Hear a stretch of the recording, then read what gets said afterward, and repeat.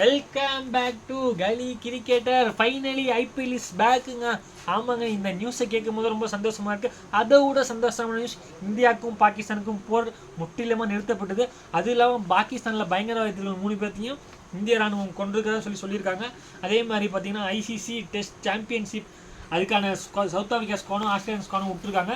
ஏகப்பட்ட drama நடந்திருக்குங்க. But ஐபிஎல்லை பற்றி பேசிடுவாங்க. IPL வர 17ஆம் தேதி சனிக்கிழமை ஸ்டார்ட் ஆகுதுங்க. ஸ்டார்ட் பண்ணி ஜூன் 3 அன்னைக்கு முடிக்கிற மாதிரி பிளான் பண்ணியிருக்காங்க. ஜூன் 16 தான் வந்து நமக்கு WTC ஃபைனல். அதனால என்ன பிரச்சனை பார்த்தீங்கன்னா, ஆஸ்திரேலியன் பிளேயர்ஸ் வரதாங்க பிரச்சனை.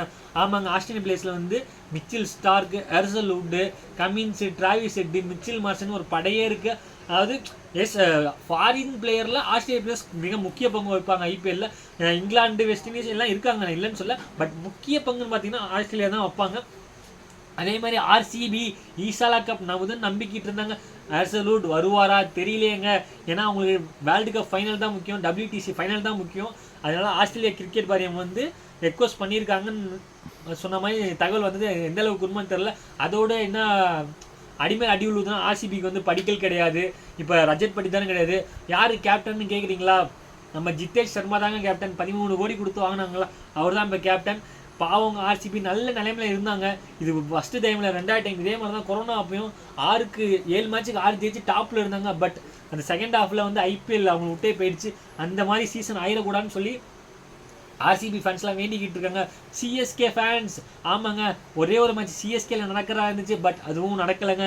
ஏன்னா இந்த போர் தாக்குதல்னால மேட்சை கொஞ்சம் அட்டவணை பண்ணிலாம் சரி பண்ணி வென்யூ மட்டும் மாற்றி மாற்றி வச்சுருக்காங்க. பெங்களூரில், அகமதாபாத்தில், டெல்லியில், ஜெய்ப்பூர்லன்னு சொல்லி நடக்குது.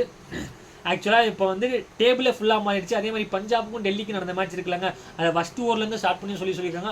அந்த மேட்ச் பஞ்சாபுக்கும் டெல்லிக்கும் கடைசி மேட்சாக வச்சுருக்காங்க.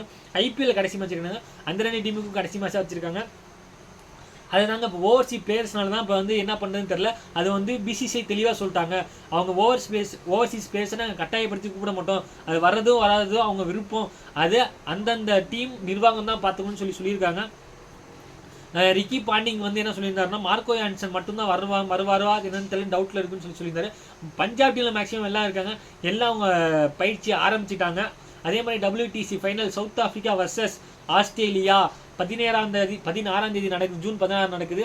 அதுக்கான ஸ்குவாடெல்லாம் விட்டுருக்காங்க. அதை பற்றி நம்ம முழுமையாக பார்ப்போம்.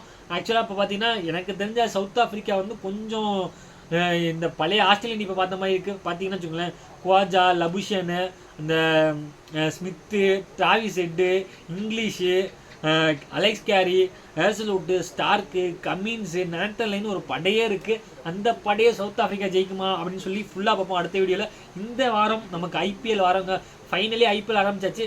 இந்த பிரேக் வந்து எக்கச்சக்கமான தாக்கத்தை ஏற்படுத்தும் பலருக்கும். பட் இதுவும் கடந்து போகிற மாதிரி தான், இதுவும் ஒரு அனுபவம் தான் சொல்லணும். இந்த பிரேக் வந்து ஆர்சிபியை பாதிச்சிடக்கூடாதுங்கிறது மட்டும் தான் ஆர்சிபி ஃபேன்ஸுக்கு ரொம்ப வேண்டிக்கிட்டு இருக்காங்க.